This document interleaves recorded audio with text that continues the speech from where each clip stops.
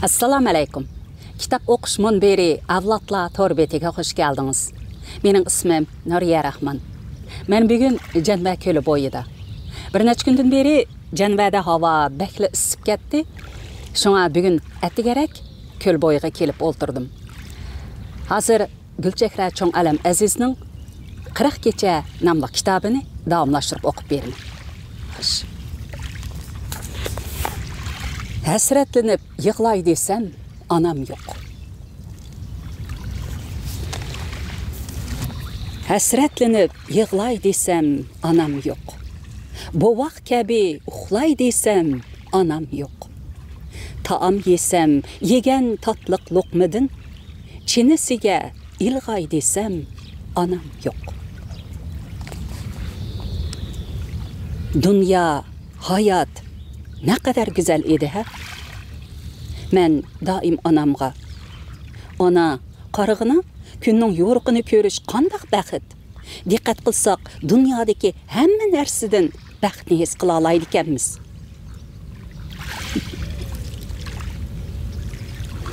Mishki o'dak. Chiroyliqligini.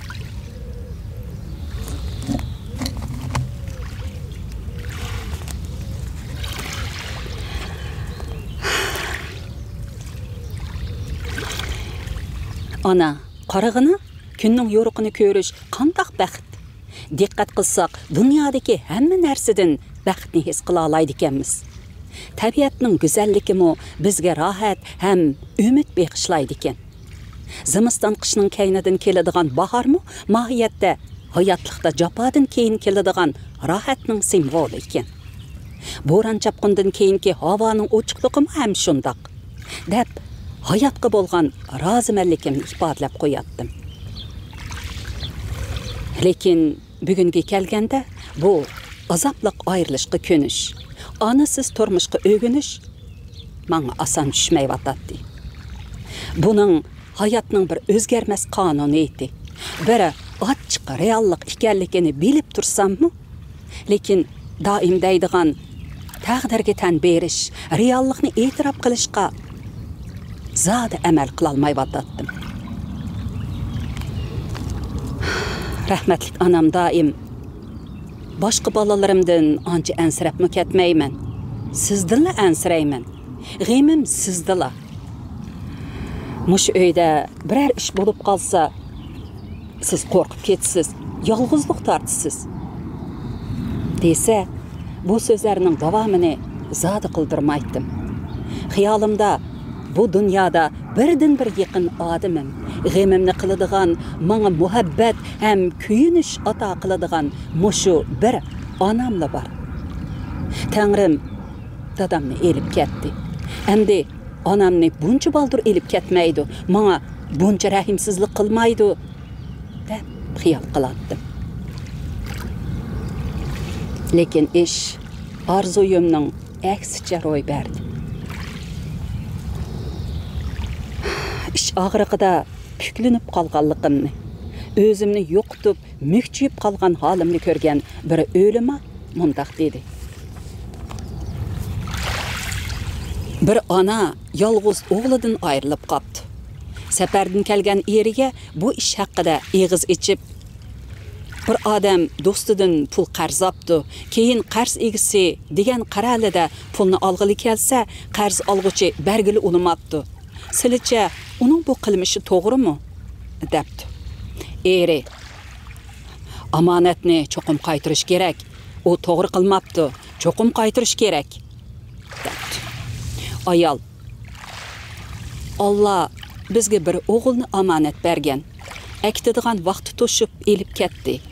Uningga bizning sabr qilmoqdan boshqa choramiz yo'qdir, debdi. Egisi bizga bergan bu jon bir amonat. Uni hamon qaytiramiz.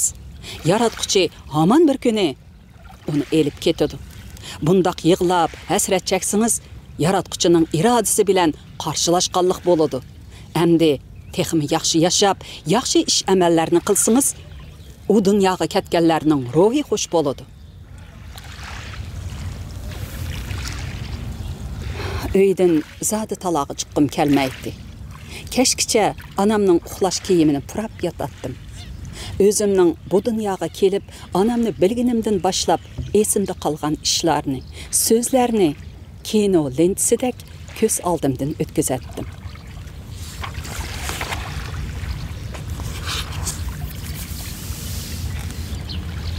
Birarsining menga gap qilib, bu xiyolimni buzib etishini xohlamaydim. O'tmishda bo'lgan ba'zi ko'ngillik ishlarni xuddi ko'z oldimda yuz berib atgandek bir nuqtaga tikilib yetib eslaydim. Keynidan buning bir xiyol ekanligini bilib, qo'llarimni tishlab yig'laydim. O'z-o'zimga so'zlaydim. Yurakim ichimga patmagandek, o'zimni yerga tashlab, muzdek yerga choplashib yetib, bu qabohatlik tushdan uyg'onishni arzu qilardim.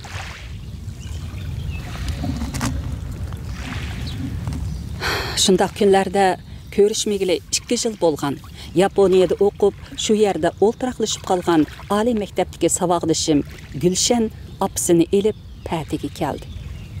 U holimni ko'rib, nima deb tasalli berishini uqmay, uzoqcha o'ltirib ketib, orqadan menga sabr tiladi. Ko'nglimni yasab, Yaponiyaga chiqib, dam elib kelishga taklif qildi. Anam dostlarım, tonuş bilişlerim, en pinhan tuyg'ularimdan boshqa hammani to'liq bilan bilardi. Men demigan nozik his tuyg'ularimni sezib qilib tasalli beradi. Kimlar bilan qanday tonishganligim, munosabatimizning qandayligini biladi. So'zlab berganlarimdan ularning ichki dunyosini tushungandek qilib, ko'z qarashlarini deb, hatto keyingi munosabatimizning qanday bo'ladiganligini aytib beradi. Ularning men so'zlab bergan, ammo keyin o'zim unutib qolgan hamma ishlarini to'liq esda tutadi. Radio, televizorda xabar anglash, ko'rishni odat qilgan anam Yaponiyadagi dengiz toshqini va yadro eqib ketish voqeasini bilib, mushu do'stim Gulshandan ansiragan. Telefon qilib ahvol so'rashimni qayta topilgan edi. Yaponiya haqida so'z boshlansa, Gulshanning gapini qiladi.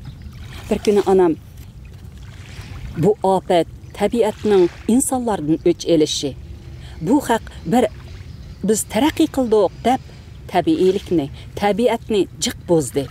Vaytehi mashina odam yasudiq, hissiyatli odam yasudiq, kulalaydi, yig'layalaydi deb yurgani cho'tehi. Shuncha ishni qila oladigan yaponlar ajab yer tabrashni bilolmabdi-ya. Bu Allohning o'z qudratini bir bildirib qo'ygani. Gulshanlarning o'ylari tinchlikdi bolam, dedi. Ular Tokyoda turdi, tinchlik ekan, dedim. Anam darhalla yenib kelib, onasining qishida tursimi bo'pti-ekan. Yanılı bizning yerimiz tinchmi? Yerim kechada chiqsimi, yeydigan narsa topqili bo'ladi. Nima degan barakat bu shahardagi. Yadro eqib ketdi deb hammasi maska taqib yurishidi. Nima degan ko'ngilsiz turmush u? dedi. Uni bilmadim. Meningcha Gulshan qaytib kelmaydi. 10 yildan eshib ketdi. Yaponiyaga ko'nib ketdi.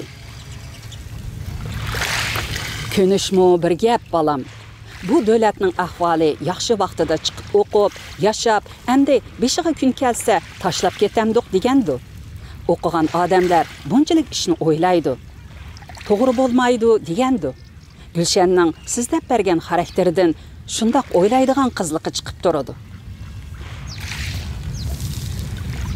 Shu chaqda anamning meningmi esimga kelmagan bu qarashlariga hayron qolgan edim.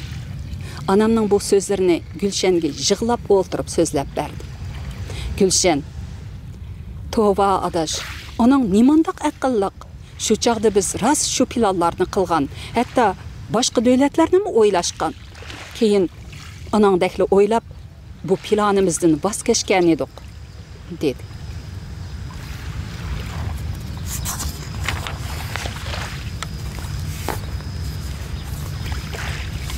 Bir kuni anam televizorda ko'rinayotgan bir odamga qarab, "Tova, bir oy ichida bu odam shippida yodab ketdi.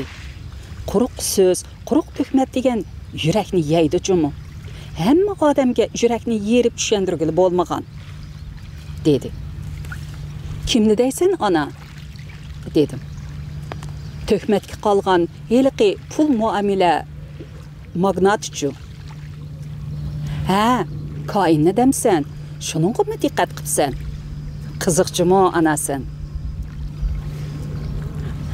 Bu dünyadaki işlerini anlasa, devletimizle tinçtek bilinidu. Televizorda Kazafini tanıştırdı. Bir general Kazafini bayqap onu östürüptü. Kızını mı yatlık qılıp beripti. Keyin o şu çağdaki İdris xallıqını ağdırıp özü devletke baş bolup Mana 40 yıldan keyin onu başqalar ağdırdı. El qısası minel haq degan muşu. Qılıb aldım, etib aldım, yeb aldım, jığlıtıb aldım degan bilen o dünyada emas, bu dünyada bu kördiğan gep. Bolğuluq balalarga boldu. İdris xallıqını acep esingde tutup ana. İdris aleyhisselamның ismini tutup almamdı men. Ular mı Müslüman bolğandan keyin şu isimni koyup diken. Anam her günü mana muşunda haberlerini görüp, bolğan işlerini mülahiza qılatdı. Ahiri bana nasihat qilishni başlaydı. Bir günü bugün Azat Sultan'ını ziyaret qıptı. Burunqı vaqtlarıdan sərpəz səmirib qalğandek duramdı. Ya közümge şundaq göründümü? Anısını sözletdi. Lekin şundaq yaxşı sözləvassa qap bəldin çortlu kesib etipdi. Ananın sözünü toluq bermemdi. Oqtuqçu bolğan ayal bolğaşqımı sözleri dana şundaq orunluq. Ananın qalbi məngü şundaq. Bala dəpli eqib tügeydiken. Balasının nəticələrindən təxirlənib sözlüdü. Undaq ayallardan sözünü bir məşhur nutqdək toluq beriş kerakku. Ularının bir iğiz sözümü, özümü qimmatli bir miras, dedi anam əfsuslanıb. Ata tekrar körsətkəndə körək, yəni nemi dedi? Oğlunun oqutquçuluq fəziletini asas qılıb sözlüdü. Anısıға qarab, mən mi aşımdaq pakiz, qerar mən mi, dəb oltırıb közümge yaş aldım. Siz anlaydığan heliqi, anısı bar adam hiç qaçan qeyrimaydı degen naqşımı esimge keldi. Anam bar dəb köngli toq yürüdü. Mening mi? Anam esimge kelib. Kündü bir yeni gep tapsan ha ana? Nemege yığla versen? Sendek yaştaki kimnin anısı var? Həmə adamның anısı ölüp ketidi. Boldu jığlamığına.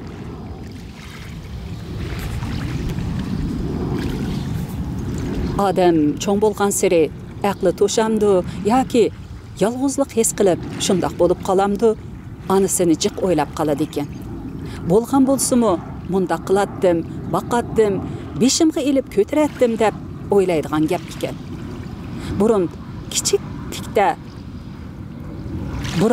kichiklikda öydeydi ekanmiz. Balam, kalam deb adımızga vaqt chiqara olmaydi ekanmiz.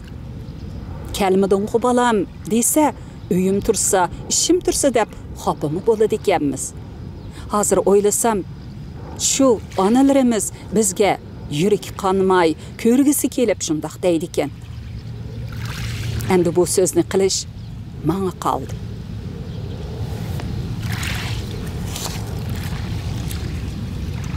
Men kündü yeningdiğu, dedim anamның ko'z yaşlarını sürtüp. Sen şu çoğ akam bilen ağacamның g'alabasini köp qilasan-da. Sizlar bilmaysizlar. Ota-ana bir balani bir xil, yana birini bir xil ko'rmaydi. 10 bala bolsumu hammasining mehr o'ti o'xshash bo'ladi.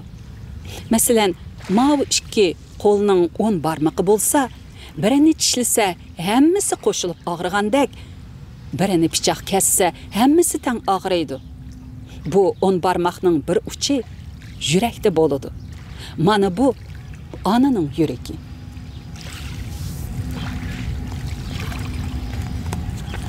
Sen hamma narsani o'zingga tortib taklif qiladi ekansan. Өткенде Хотан қағызын ясығычы 10-нчы avlod usta To'xtibaqi bovayni ziyorat qilib atsimi, onam deb yig'lab o'tirsin. Hay, sizlar tushunmaysizlar. U odammi qog'ozchilik hunarini dadasidan o'rganganligini so'zlab kelib, ota-onasini aslab yig'lab ketdi.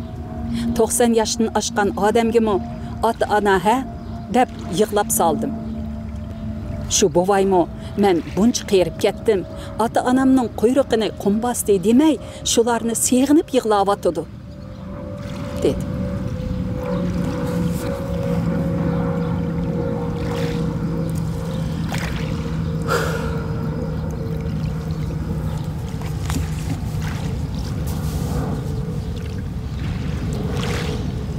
Mana bugün men yig'layapman. Ah, ana. Texi bir ayning oldida anasidan ayrilib qolgan Rayhongul achamga tasalli berib, ota-onadan ayrilish hammamizning beshida bor ish deb ko'nglimni yasigan edim. Endi o'z beshimga kelganda talay tasalli bazlash bilanmi sabr qila olmayotganligimdan hayronman. Qo'lchiroq bilan boshqalarning yo'lini yo'rtib turadigan odam o'zi qorong'uda qolamdi nima? Xatiramdagi buni ulug' kalima g'uva ko'z oldimda. Dunyo bir aynak. Sen uningga kulib qarasang, u mu sana kulib qaraydi. Sen uningga qarab yig'lasang, u mu sana qarab yig'laydi. Yuragimni mahkam besib turgan hasratlarni unutib, bu hayotga yana kulib qarashim mumkinmi? Bu kunlarda balkim nervamdan adışıp qalgan bo'lsam, kulalishim mumkin.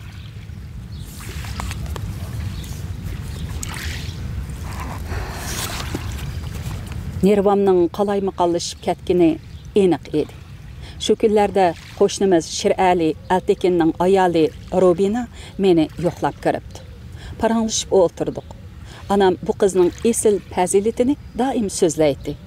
Mushu qitim Qashqarga minishdan burun anam Shiralining onasi Alanur bolnisi yetib chiqibdi. Bu dasturxonni elib uyiga kirib yo'qlab chiqqan. Anam 7-qavatga chiqolmadi deb tushundiring. Eshikdanla qo'liga berib yenib chiqmay, birdan o'tirib tasalli berib chiqqan dedi. Ondan ustimizda o'tirdigan Toshgul hadamning qizini yangibdi deb u uygimi dasturxon chiqardi. Rahmatlik anam endi qaytib kelanmaydiganligini ko'ngli to'yib, qoidlarni o'rinlab etay degan bo'lg'aydi.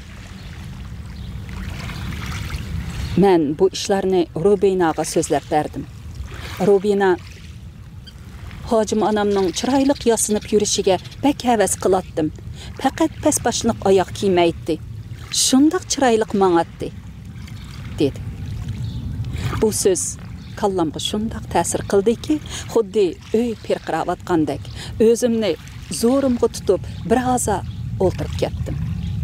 Arqadan ko'zimni ichib, yanimda o'ltirgan Robinaga tikilib qarab ketibdim.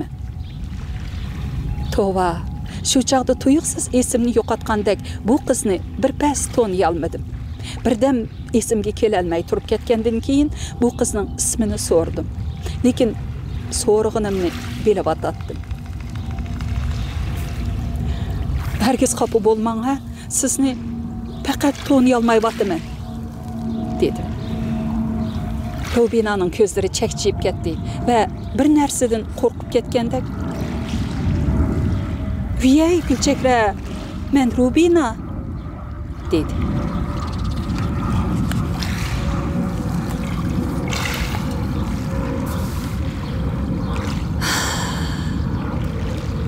Shu so'z bilan darhol esimga keldim. Anamning egiz boshliq oyoq kiydigini haqida bo'lingan so'zlar esimga kelib, jig'lab ketdim. O'zimning qanchalik tugishib ketganligimni bildim.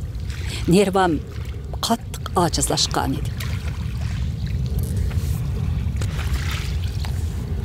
Farzandlarning o'qish, xizmat, turmush deb ota-onasidan ma'lum orliq qo'yib yashashimi aslida hamon bir kuni mushundoq mangulik ayrilishga ko'nish va köndürüş üçün bolsa kerak.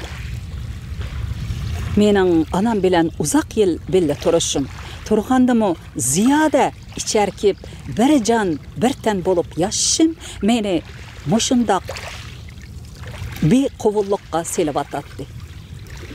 Her günü keşte anam meni balalık çağlarımdak erkilletdi. Kichikimdeki qiziqarliq ishlarimni so'zlab kulib ketadi. Anamning yeniga kirib yetib elib, uni quchoqlab purib elib, o'rnimdan turatdim. Anam, "Voy aslinim, boshqam" deb meni erkiletib, bovoqlarni turg'izgandek turg'izadi.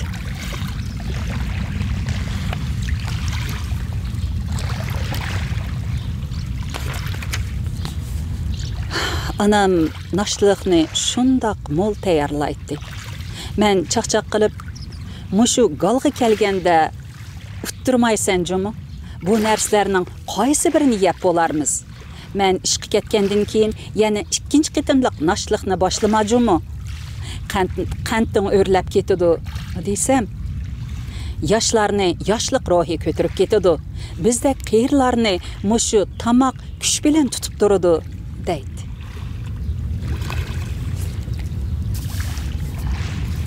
Her naştada anam bana kichik balani kütkendek zorlap yegizatdi. Körgen tushlerini, uxlayolmay qilgan xiyollarını, tushda etmekçi bolgan tamoqlarni so'zlaydi. Ish qilib shundaq ko'ngillik naqsht qilatdik. Men ishqa jabnunganimda atrofimda parvona bo'ladi. Aynakning yenida turib, "Bo'ldi, ko'zingiz chiroyli, hech nima surmang, tabiiy turing. Lab surxingiz qiynaq bo'lib ketdi" deb so'zlaydi. Kiyim kiysam, "Buning yengi qisqa ekan, bu kalta ekan" deb xafa bo'ladi. Chiqib ketib etib, "Ana, men mangdim, Allohga omonat" desam, oshxonadan "To'xtang" deb yugurib chiqib, "Nima kiydingiz?" "Ha, bu yarishibdi. Qizlar deganga zodi uzun kiyim yarishidi" deb so'zlagan peti qoladi. Ishik oldiga chiqishimga derazadan chaqiratdi. Kaynimga qarab kulib qo'yatdim. Anam ishikdan meni uzutib, yana menga qiymay deraza qishig'i kelib, kaynimdan omonlik tilaydi. Menmo kunda 5-6 qitim ahvol so'rab telefon qilatdim. Chaqchaqlashib kulishyapti. Ish qilib har kunim anamning soyisidakli o'tadi.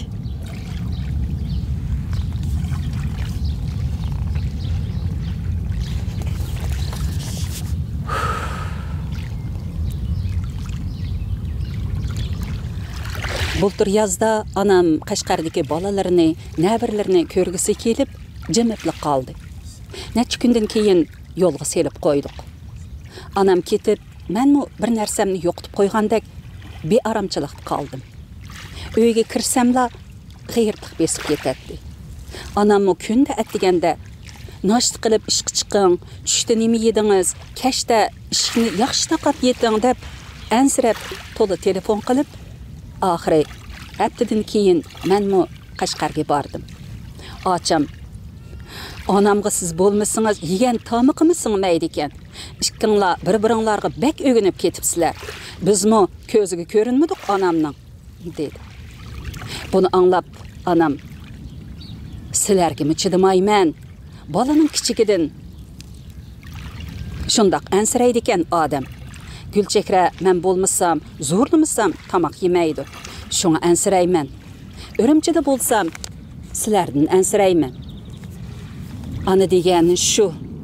Balam cho'ng bo'ldi, o'zining yo'lini o'zi tepib mang'alaydi demay, mangu andisha qilib o'tadi ekanmiz", dedi. Onam nima olsam sana qisinib ketadi. "Ochingizga qo'shib olsangiz-chu" deydi. Ma'qul desam, "Ochingizga olsangiz kelinlarning ko'ngliga kelmasin. Men pul beray, hammasiga qo'shib elang" deydi, dedim ochamga. Shu qitimqi safarda onamni yaxshi birdam oldiray deb planimni onamga aytib, "Bu hafta seni ko'ngling xohlagan yerlarga elib boraman. Eng esil restoranlarda kutaman. Eng muhimi Özün toğulgan, çoğu bolgan koçularda sınığa ilip mağaman. Esingə kelgen işlerini sözləp bersin. Dostlarım bilen uçuruşuş soğrunu qılıp bermen, dedim.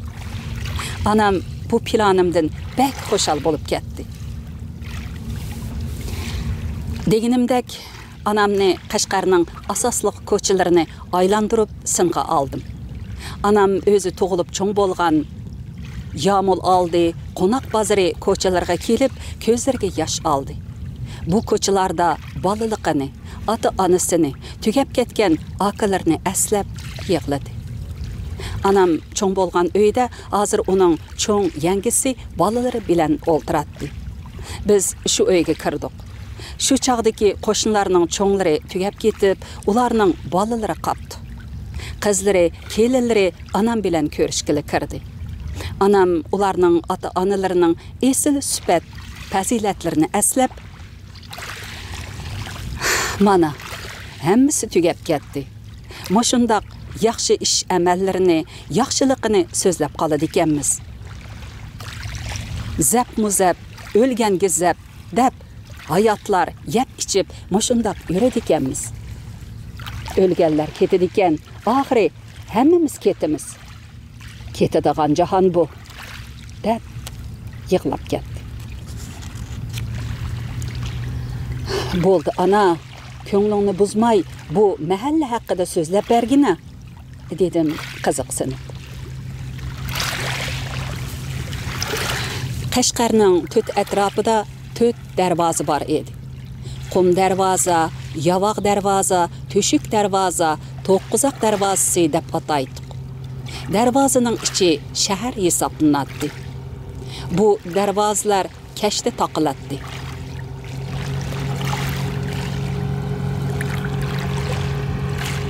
Oyad bir paraxot kelyapti, o'tib ketsin.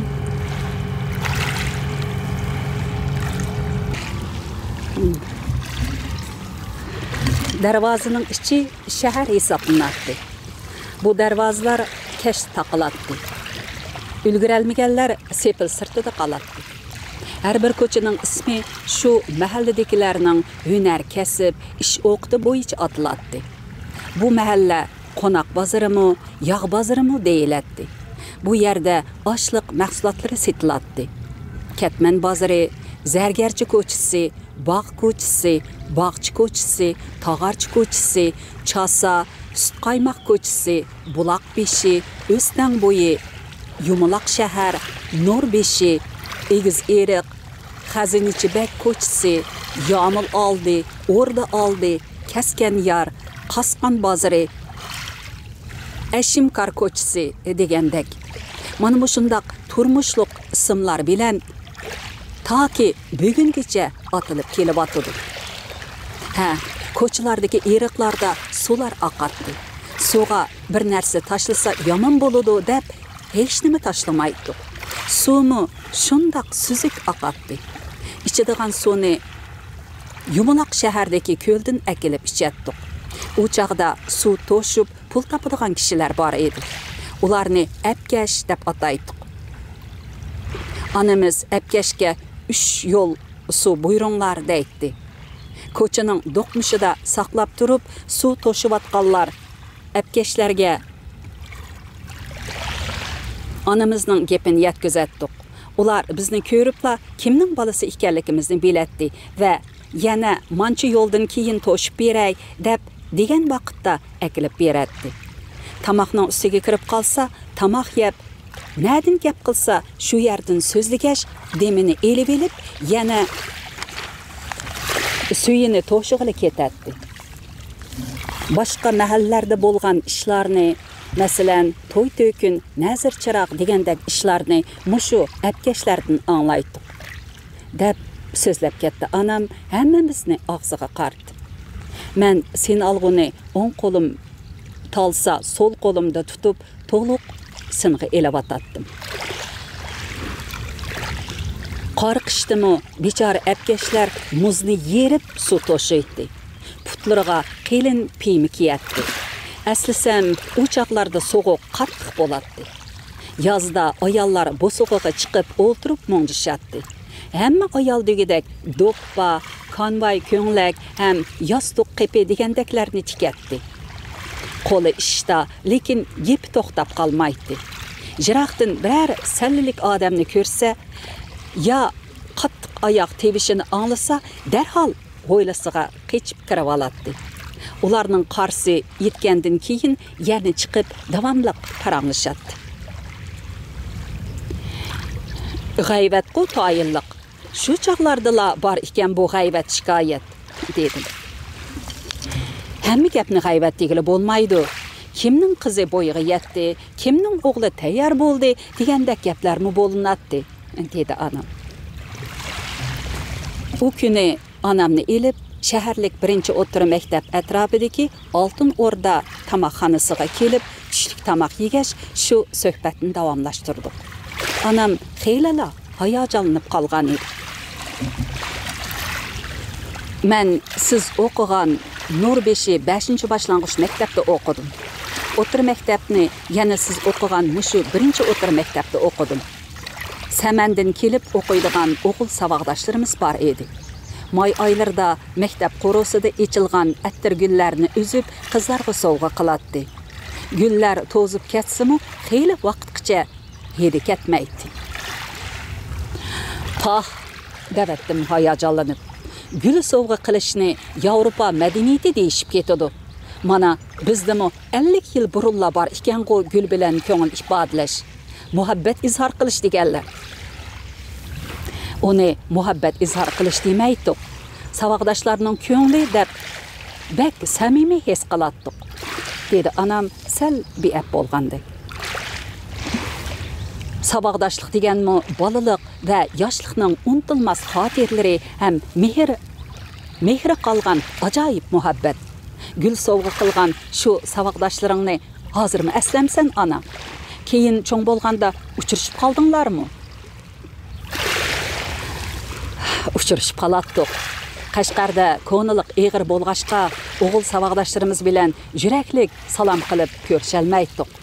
Sizlar degan bak erkin, hozir saboqdoshim deb ko'rishaversizlar.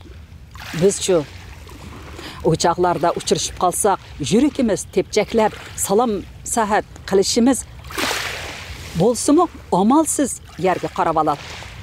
Nech qadam minib o'rilib qarsak, u-mu keyniga o'rilib bizga qarab turgan bo'ladi. Keyin bu ishlarni qiz saboqdoshlarimizga deb ko'nglimiz yerim bo'ladi. Ularmi uchrashib salom sahat qilisholmaganligini hasrat bilan deydi. Zordun Sabirning izlanish romanini o'qib, necha kungacha shu saboqdoshlarimni eslab uyqum kelmagan. Shuningmikin Iskandar Samatning ayrilish minutlari degan naqshisini shundoq bek yoqtirib, xuddi biz uchun aytayotgandek anglayman. Anam bilan bir haftalik Qashqar saylisi, sing'i elish jarayonidagi to'limi boy umr sarguzashtlari. Onun yıllardan beri ko'ngil xotirasining cho'nqur qetida saqlangan go'zal aslimalarini menga o'qib beribdi. Bu bayonlardan anamni qaytadan tushunib atdim. Anamning qalbida cho'q bo'lib, ko'milib qolgan ajoyib armonlarni tushungandek bo'ldi. Bichar anam, oilam, balam deb hammani bizga atab fazilatlik ayol, fidokor ona bo'lib yashagan ekan. Bir onaga nisbatan oila uchun qurbon berish ruhi bo'lishi kerak. Hammaga chidash, pinhonda yosh to'ksimi, bolalar oldida cho'qim kulib turib, o'zining qaysarligini ifodalash onalardagi fazilat. Anamning ulug' kichik tinishlaridan bu cho'g'ini yanami yolqinjitishning to'g'ri emasligini his qildim. Shunga temini Qashqar ko'chalarining tarixiga yo'tkab. Ana, shu davrdagi kishilar sepilning ichidagilar shaharlik, sepil sirtidagilar sahrolik deb cho'ng so'zlab ekanmi deyman. Mana yillar o'tib Koni shahar qurilishi, yer tavrashga chidamliq uy qurilishi deb sepil ichidagilarning hammasi shahar sirtiga chiqib, yiroq sahrodagi pul topganlar shaharda mag'rur yashayotdi. Bu jahonda mangulik narsa yo'qchimi? Mag'rurlanadigan, ko'ranglik qiladigan zaman emas.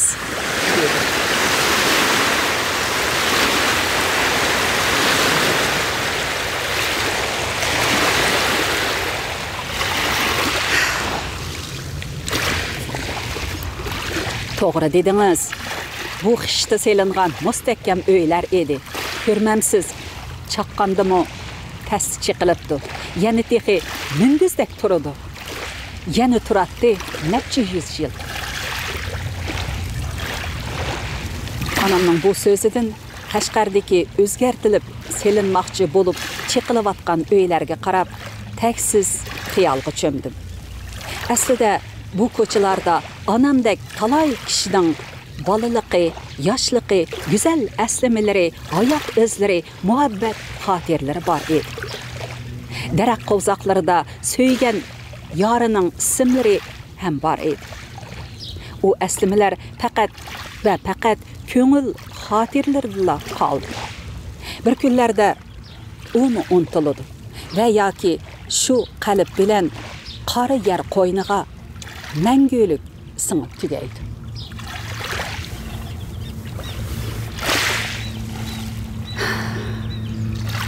Bir payshanba anam bilan tuproq beshiga chiqdik.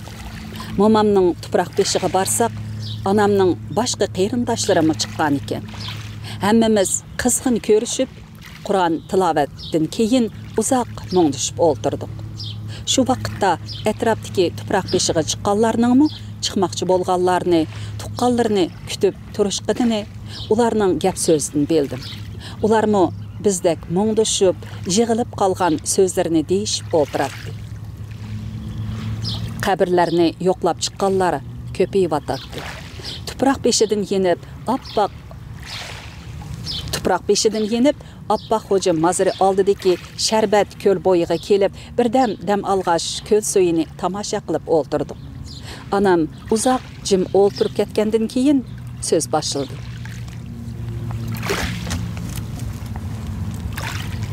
Bu yerda har yili Ujmi pishiqida Hazrat saylisi boshlanadi. Shahar ichidagi kishilarla emas, qo'shni nahiya shahardagilarmi biror qitim bu sayliga qatnashishni armon qiladi. Bu sayla o'rik pishig'igacha davomlashadi ekan. Ba'zida 7-oygacha davomlashadi ekan. Qizlarga to'yliq salsa, Hazrat saylisiga elib berishni muhim shart qiladi ekan. Hatto bu sayliga aparmagan sababdan ajrashib ketadiganlarmi bo'pti ekan. Bu sayliga mansabdor boy g'ojamlar esil maqillarda, avam puhrolar at eshak harvalarda, hatto piyoda keladi ekan. Bu yo'llar ma'pa harvalar bilan qistilishib, to'silib ketadi ekan. Bu sayla burun shanba kuni boshlandi ekan. Keyin juma kuniga o'zgartirilibdi. Esimni bilsam, mazarning oldida bozor qizib ketadi. Vaqtliq yasalgan oshxonalarda tamoqlarni qo'shaq qo'shib tovlab setishadi. Al-nag'michilar bas-basda soz chelib muqam tovlaydi. Qeyri yosh usulga tushadi. Hamma odam bir-biri bilan tanishadigandak, yaqinda ko'rinadi. Bir tarafga qarasa, madbahlar jangnomalarni so'zlab, nurg'un odamni og'ziga qartib o'ltirishadi. Ko'lning yana bir chetida ayollar sut qaymoq setib o'ltiradi. Bu yer odam dengiziga aylanadi. Hamma odamning chiroyida kulki, xushallik, birmi odam g'am qayg'uda ko'rinmaydi. Shundoq xushal yurishadi.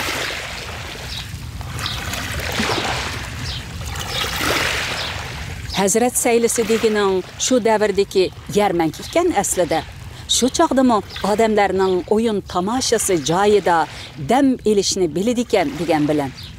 Chet elliklarning yilda bir 2 qitim chiqadigan sayohatiga o'xshaydi ekan. Anam bilan bo'lgan Qashqar sayohatimizda O'rda oldini bo'ylab Chasi tarafga o'tdik. Anam hozirgi siyosiy maktabning oldiga kelib, Bu Qashqarni dunyoga to'nitgan Qashqar xonlik madrasasining o'rni.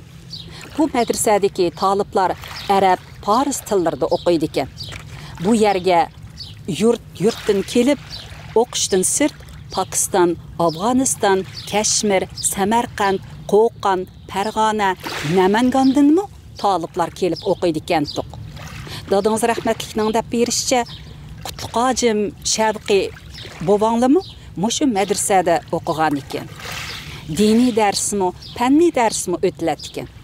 Har zamonda qiroat musobaqasi o'tkaziladi ekan.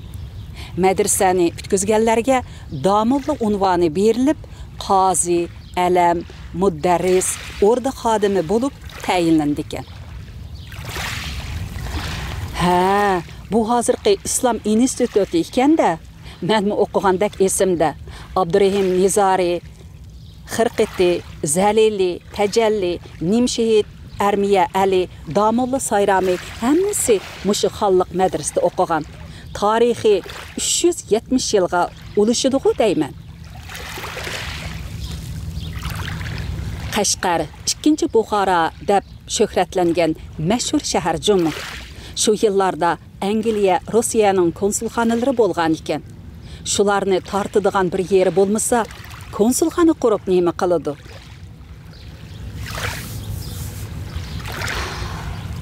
Oxirda anam bilan birga o'qigan, hozirgacha izlashadigan do'stlarimni chaqirib bermoqchi bo'ldim. Buni anglab anam dastlab xo'sh bo'ldi. Orqadan marhumlarni eslab yig'lab ketdi. Ularning 50-60 yillik do'stlar ekanligini o'ylab, mening ko'nglim bir qismi bo'ldi. Yerim asr degan oz vaqt emasdi.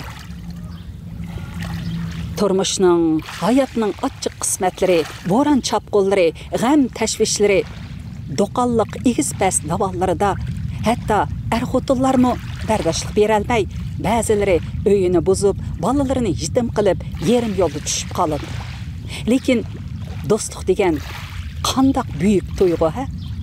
U shunchalik mo'tadil, shunchalik samimiy, shunchalik go'zal ham larzon davomlashib keladi ekanki, 4 faslning hammasida 365 kunning har bir kecha kunduzida shirin mevalar sizga ruhiy ozuq berib turadi ekan. Do'stlar jam bo'ldi. Qani ana, do'stliqinglarga 55 yil bo'pti. Sening do'stga bo'lgan tabiringni bir anglab baqaychi. Anam bu so'zimni anglab, qo'li bilan og'zini tutib, nozikkina kuldi.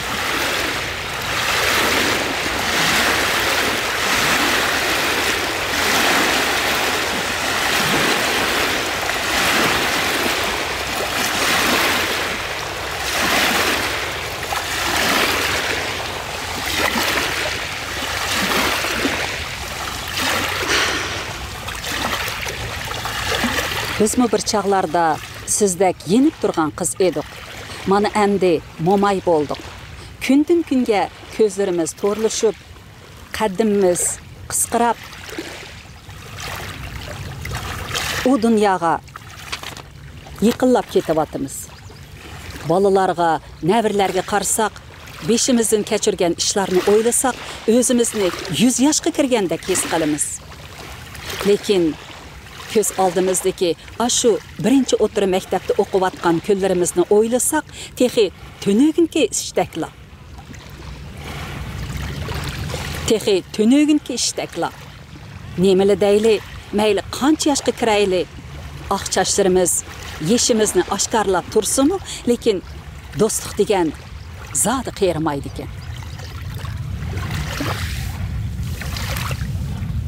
Mushu do'stlarim ham rahmatlik, mag'firat, zunun gullar bilan yo'l bo'yi chaqchaqlashib, kulishib maktabga boratdik. Yakshanba bo'lsa, o'ynag'ili tuman daryo bo'yiga kelatdik. Onamiz unimizsa asta o'g'ziga chiqib, qo'shnimizning uyidan tushib boratdik. U chaqdagi uylar qatori o'g'zilari tutash uylar edi. Buni anglab, Raziya acham so'z qistirdi. U chaqda telefon bo'lmagandan keyin kitob so'rgan bo'lib, vaqtni deyishib olatdik. Dərslik kitaplarını mı? Sordum mən. Dərslik emas, şu çağlarda Slavyancha ögünüş dolqını qozg'ulib ketgan edi. Toshkentda chiqqan kitaplarımı köp edi.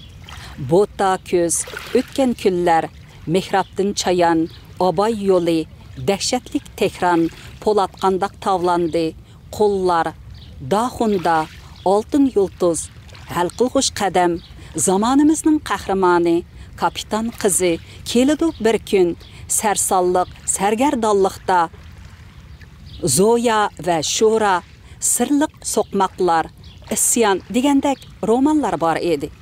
Bu romanlardagi ta'sirlik bayonlarni ko'chirib olatdik, dedi ana. Tursun Pasha muhabbat tasvirlarini hammadan jiq ko'chiratdi. Hammaylar qaqaqlab kulishib ketdi.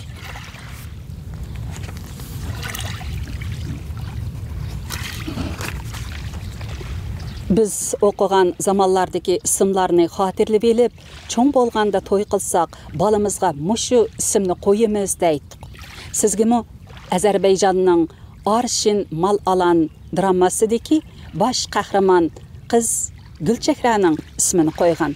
Cho'ng akag'ingizga Vaan deb qo'ysam, dadingiz 3 yoshda o'zgartib etgan, dedi anam. Onalari Gülayim bilan rahmatlik Mahbirat heliqi visalga yetalmagan Olimjon bilan Munirani kim qiz ya o'g'il tug'sa shu ismni qo'yib qudilishimiz deb va'dalashib keyin deganda qilishdi. Lekin taqdir bolalarning taqdirini qo'shmabdi ekan. Qudilish olmaydi, dedi Raziya acham. Anam kulib turib, do'stlar bilan qudilishib, buzilib ketganlarmi bo'ldi.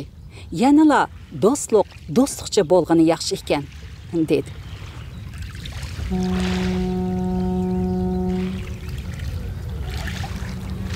Do'stlar tamoqdan keyin tuproq beshig'i chiqib, do'sti Mahbiratning qabrisini yo'qlamoqchi bo'ldi. Bu fikrni anam xelidan beri deb kelyotdi. Tuproq beshig'imi chiqdik. Qashqarda qabrlarga obida teshi o'rnatmag'ashqa u qabrni qayta izlab topolmadik. Mushu yerda duo qilib ketayli degan fikrimizga anam zodi unamadi. Oxiri Mahbirat onamning qizini telefon qilib chaqirtib, u chiqquncha oftobda kutib, oxiri qabrni ko'rib, qiroat qilib qaytdik. Hammadan anam bak yig'ladi. Ba'zilabmi zodi to'xtatolmadik. Demisimi, ular boshlang'ich maktabdan toki Mahbirat onam olamdan o'tkicha izdashgan sirdosh do'stlardan edi. Anam Mahbirat achamning tuproq beshida 10 yosh chaqlaridagi bir ishni ko'z yoshlarini surtib o'ltirib so'zlab berdi.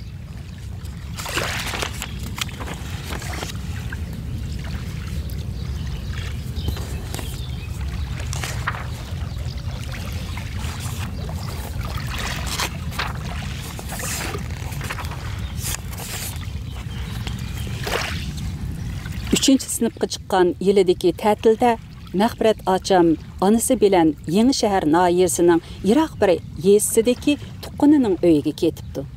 Bir haftadan keyin onasi qaytib kelibdi. Anam do'stini seg'inib har kuni uyiga bir qitim kelib qarab qo'yib ketadi ekan. Ularning uyimi yaqin ekan. Shu kuni kelsa, eshik ochiq turgan. Do'stim kelibdi deb yugurib kirsa, onasi bor ekan. Mahbiratni so'rasa, yana bir haftadan keyin qaytib keladiganini aytib, analardan so'rab kelsalar, Mahbirat sizlarning gaplarini to'liq qilib ketaman degili necha kun bo'ldi. Ta'til bo'lgandan keyin billa o'ynab kelinglar. Analari ma'qul desa, bugun mangamiz, debdi. Anam yugurib uyga berib, onasini ming tasdiq qoyil qilibdi. Momam onamni Mahbiratning uyiga akilib, onasiga tapilab, haftaga qolmay chuqum yenib kelishga va'da elib qo'shib qo'yibdi.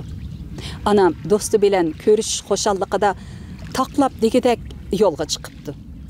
Kim bilsin, Chumbus degan biri bu yeziga hatto eshak hormasimi yo'q. әттеген yolga chiqqan odam qosh qarayganda aran beribdi. Yol azobida putlari ishib ketgan onam yerim yo'lda yig'lab ketibdi. Kashda do'sti bilan jiroqdan tovlishib, sakrishib, ko'rishib, heliqi yig'lig'anlarni unutib ketibdi. Bir hafta etiz yugurib o'ynab, bir kuni etiz qarada bir mozayning onasini usib emivatqinini ko'rib, qarab turib qoldi. Mozayni silab qo'ymoqchi bo'lib, yeniga borsa, inak mozayni qizg'angandek onamga qarab hurkirabdi. Bir haza qarab turgan onam tuyuqsiz pangida yig'lab ketibdi. Nima bo'lganligini so'rasa, onamni seg'inib ketdim debdi. Shuning bilan atsla qaytib ketdi. Rahmatlik onam nada onasini emivatgan mozay ya qo'y o'chkilarni ko'rsa, hatto televizorda shu xil ko'rinish chiqsa-mu, shu chaqdagi hissiyotini eslab mundaq deydi. Mozayga qarab turib, tuyuqsiz onam yiroqda meni saqlab turgandek bir manzara ko'z oldimga kelib, putimning uchidan bir ochiq sezim beshimga chiqqandek yig'lab ketgan edim. Hozirmi shu sezimni, shu manzarani aynan eslay olayman. O ajoyib bir xil seg'inish sezim edi. Shu sezimni eslasam, hozirmi onamni ashundoq o'tdek seg'inaman. Mana bugun shu sezimni men es qilib, uni qondira olmay, chanqab, bir dona erdim, ming dona bo'ldim degan Qashqar xalq naqshidagi misralardek bo'lib yurmakdim. Bir kuni onam bilan aytgoqning oldiga kelib, untinsiz qarab turib ketdi. Onam atrofga qarab, ixtiyorsiz ko'zlariga yosh oldi. Aniqki, onamning bu yerda bolaligi, yoshligi, talay iznalari bor edi. Balkim bolalik chog'larida mendek onasiga agishib, bu yo'llarni bilmagan bo'lg'aydi. Do'stlari bilan xo'shal qo'ram chaqchaqlashib, taqlab, chepishib o'ynagan bo'lg'aydi. Bolalarini agashtirib, bu yo'llarda mangan ham bo'lg'aydi. Onam bir ozdan keyin yig'lamsirab so'z boshladi. Demak, men to'g'ri faraz qilgan ekanman. Kichik chog'larimda Heytqaqqa kelishga amroq edim. Onam ko'ktat, ochiq suvga bo'yrasa, atayin Heytqaqqa kelatdim. Bu yerda qizg'in bozor kayfiyati bor edi.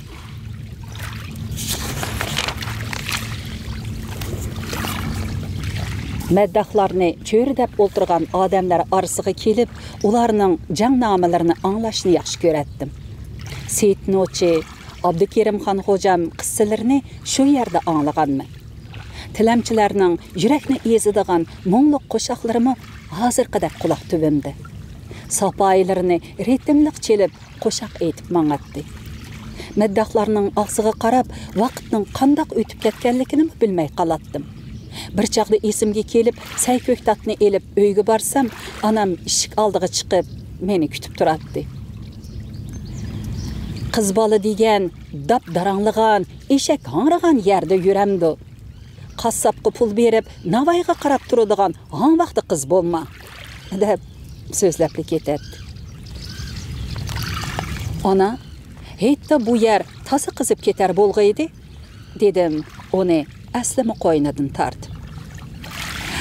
"Voy gapini qilmang qizim. Heyt bo'lsa, butkul shahar boshqacha qizib ketadi. Undaq heytni dunyoning hech yerida ko'rgil bo'lmaydi. Hamma odamning chiroyida bir xil xo'shallik. U chaqlardagi turmush nadimi bugünkidek boyashat bo'lsin. Shundoq bo'lsa-mu, yana shu qiyinchilik ichidinmi bir xil ruhni ko'rgil bo'ladi. Odamlar o'tirsida samimiylik, do'stonlik, mehribonlik bor edi. Ati heyt degan kuni onam chechimni ushshaq o'rib qo'yatdi. Yangi kiyimlarimni beshimga qo'yib yetib, xo'shallikda xeyli chaqqicha uyqum kelmaydi. Atsi yangi kiyimlarimizni kiyib, heytliq pullarimizni elib haytqaqqa yuguraydik. O qaynam taşqınlıqni til bilan ifodalab bo'lalmayman. Kishilar to'pi orasidan qistilib kirib sama ko'ratdik. Sama selavatgan o yoshlardagi jangovarlik, mardonlik, erkaklik ko'zga tashlanadi. Samadan o'qchib turgan shir kabi jasorat urg'ib turadi. Oppoq saqalliq bovaylarmi yerni kuch bilan tepib, sakrab turib, sama usuli o'ynaydi. Hozir o'ylasam, shu qerib, g'asiga tushib qolgan bovaylardimi bir xil temanlik chiqib turadi.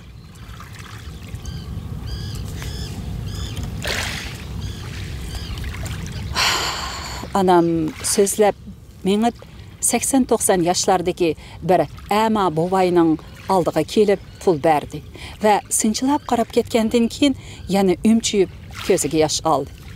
Ondan so'mkasini oqtirib yana pul qo'shib berdi. U odamning yenidan sal jiroq ketgandan keyin kayniga qarab yosh to'kib. Bu dunyoda qandoq o'lib ketishimizni hech qaysimiz bilmaymiz. Ati nima bo'lishimizni texmi bilmaymiz. Bu odam bugünkide kunga qolaman deb o'ylabmi baxmagan bo'lg'aydi. Kichik chaqlarimda bu odam bizning qo'shnimiz edi. Oshxona ochadi, boy oila edi. Doim lag'man pishirgan osh suyini yundi ko'lchikiga to'katdi. Anam rahmatlik, voy issit, eshib qolgan oshlarni yunda ozgili atrofida dassilib qelabatdi.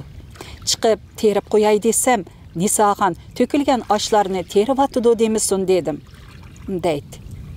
O'zimi pulim bor, damdikin akavur, menmenchi odam edi, dedi. Boya nemishqa tonishlik bermaysan ana, dedim. Xijil bo'lib qolmasin dedim. Attinchisi o'zangisidan tushmaydigan odam edi. Turmushning qattiqligidan tilavatdi. Yuranga muzdek bir dog' ichayli. İçim etishib, beharam bo'lavatman.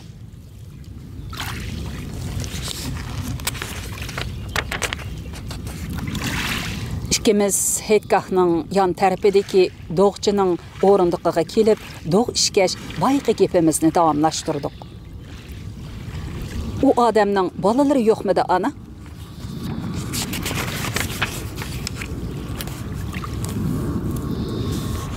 Biz bilan o'ynaydigan 3 bolasi bor edi. Keyin ayoli tugab ketib, shu oshxonada ishlaydigan bir qizni olgan. U qiz uning bolalarini o'gaylab ko'rsatmagan kuni qolmagan edi. Ajoyib jahon ekan bu. Xelidan beri anam ikkimizning gapiga quloq solg'ash, ishini qilayotgan dog'chi so'z qistirdi. Sizlar Ahad qarining gapini qilyapsizlar-ku deyman. Bu ama odamning. Ha, dedim sal hayron bo'lib. Sizlarmi tonimla? O odamni ejiq odam tonaydi. Kichik chaqlarimizda oshxonasi oldiga berib, qasqandagi o'ri chiqib turgan mantilarga qarab, sho'lgaylarimizni iqitib ketatdik. O chaqda biz namrat edik. Eshib qolgan tamoqlarni ko'zimizchila to'kib etadi. Bizni tillab qo'g'lab etadi. Ko'zi tutilib qolg'ili uzoq bo'ldi.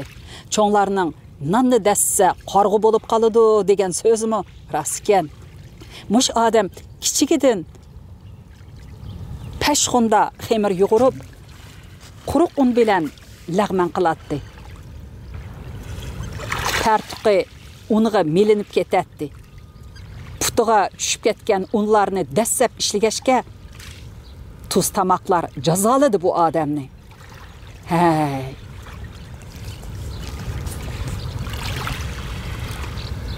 Burunqi ayoldan bo'lgan 3 bolasi bor edi, dedi anam ulug' kichiktinib. O bolalarning gapini qilmislar.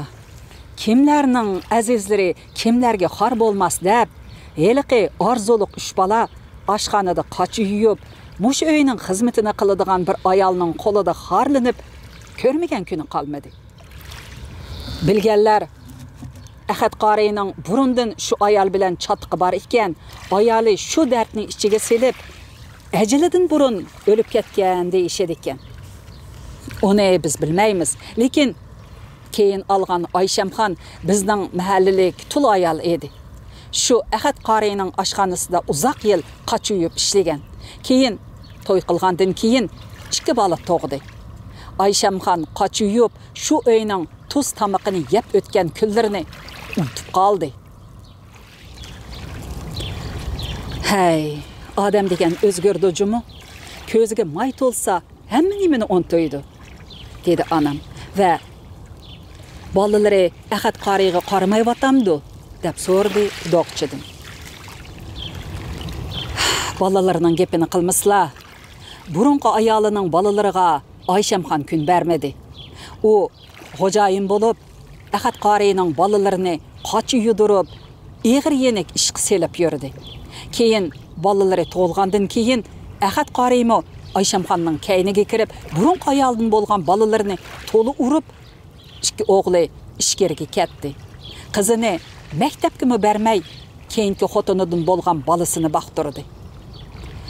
O qizning ko'rgan kuniga odam chidamaydi. Mahalladagilar Oyshamxonning uyiga kirib nasihatmi qildi. Bechora qizning qosh qapoqlari badani ko'kli yuratdi. Qo'shnilar ular ko'rmasda asta uyiga akirib tomoq berib, badallarini ko'rib yig'ilishib ketganini anglagan edi. Hozircha bolalari nima ish qiladi? Taqat qila olmay so'radim. Burunqi ayoldan bo'lgan 2 o'g'li ishkirga kirib, birsi zahar chekib o'lib ketibdi. Birsi shu yerda o'yli ko'chaqliq bo'pti. O o'g'li kelib yo'qlab ketdi.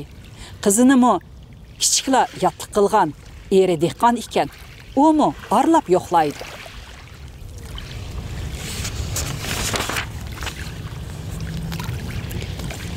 Keyin xotindan bo'lgan bolalarchi so'rdim yana. Arzulab baqqan bolalarning birsi turmida, birsi Urumchidamish. Lekin ota-onasini zodi yo'qlamaydi. Shundoq, nima terisang, shuni oladigan jahon bu, dedi do'g'chi jiroqlarga qarab.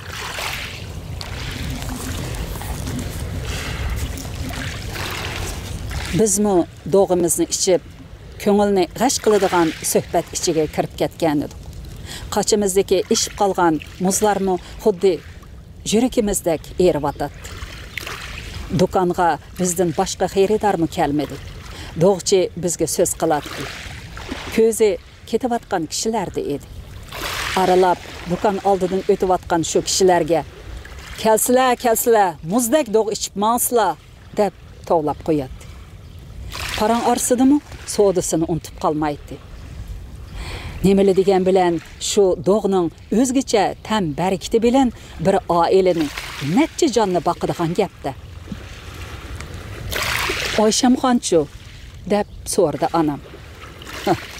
U xotin bu dunyoning do'zg'ini ko'rdi. O'g'li ichib, chekib, qimar o'ynab, ota-onasiga ko'rmagan kunni ko'rsatdi. Do'konini muftirvatdi. Keyin turmaga kirib ketdi. Yaxshi kunning yaminiga deb yig'ib tiqib qo'yganini yana bir o'g'li elib qochdi. Oyshamxon ilishib qoldi. Ko'chada chochlari chuvuq, axlat terib yurdi. Boshda Ahad qari yetilab yurdi. Oxiri u becharaning ko'zi tutilib qoldi. Keyin burunqi ayoldan bo'lgan qizi kelib baqdi. Ko'rsizlar buni. Hay, bu shundoq o'tni olam. Hesaplik olam. Heli bog' cho'rgilasa, heli tog' cho'rgilaydigan. Aylanib, yana shu qizning qo'liga qapti. Tavba degilik, tavba, dedi ana.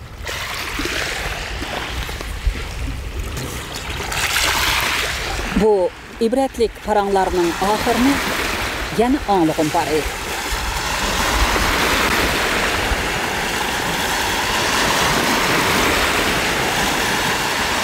Sulamı gazet geldi mi qandaq?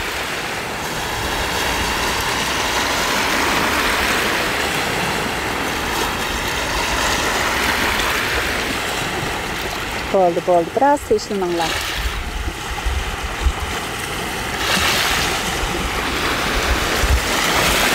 Ups.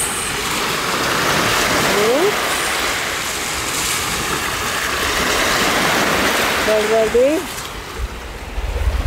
So'nkamda. Yatmanglar yani.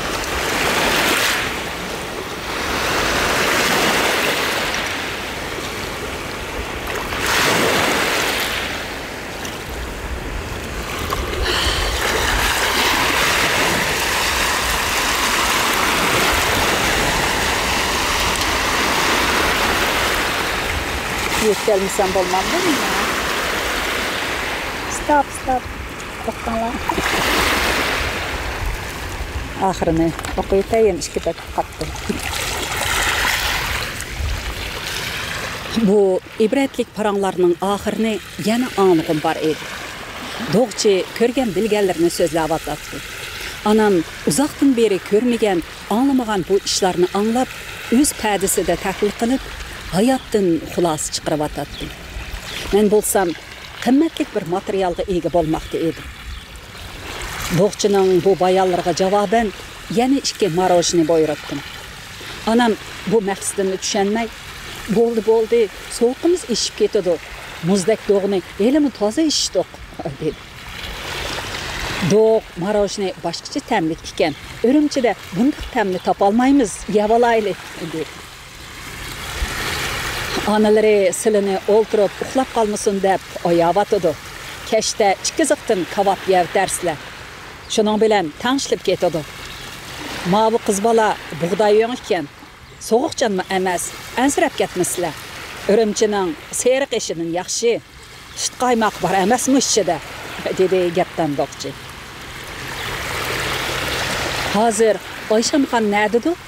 So'rdim, temaga qaytib kelmoqchi bo'lib. Bu qizlari muxbirmi? Marojni aslida Ahad Qorining tarixini bilish uchun yapti emasmi? Sazgir do'qchi bu maqsadimni bilib olgan edi.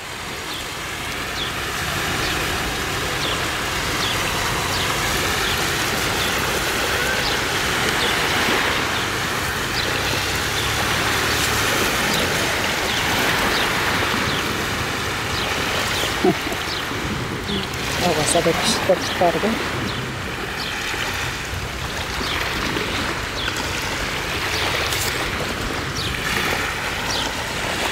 Keyin u qizimi kunda yenida turib qarab ololmadi.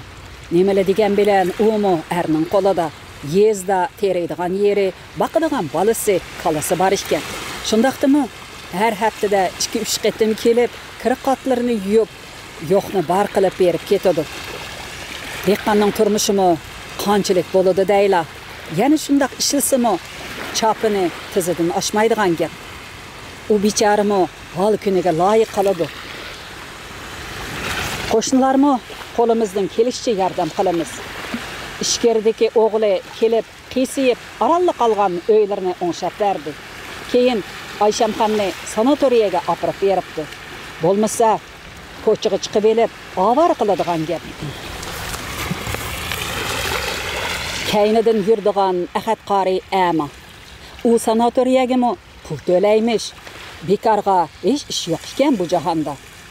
U pulnimi ishkiridagi ashu o'g'li avatimish. U bolasi turmadagi dodi bir, ona boshqa enasinimi yo'qlab turamish. Allah boshqalarga ibrat bo'lsin dedimi? Ahad Qoriga uyda o'ltirg'isi kelmaydigan ko'yni selib qo'ydi. Ashundaq o'ltirdi.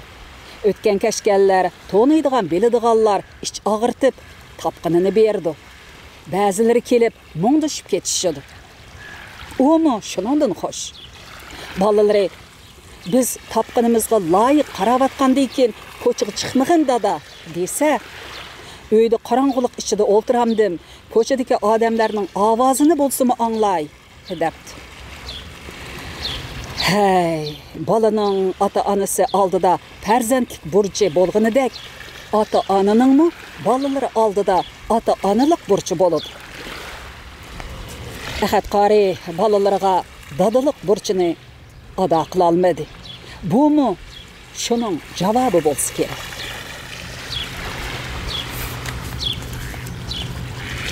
Bu dünyada külüp yaşaşının nihayeti addi usulü, dünyaya, hayatga mehr, muhabbet, sabır, taqat bilen muamele qilish. Boran çapqından keyin parlaq quyoshning çoqum chiqadiganligiga ishonch ham umid bilan qarashdir. Hammamiz egizda turib, pastga qarab yashashni bilsak, tasalliga erisha olamiz. Chunki atrofimizda bizdanmi ig'ir kunda yashayotganlar bor.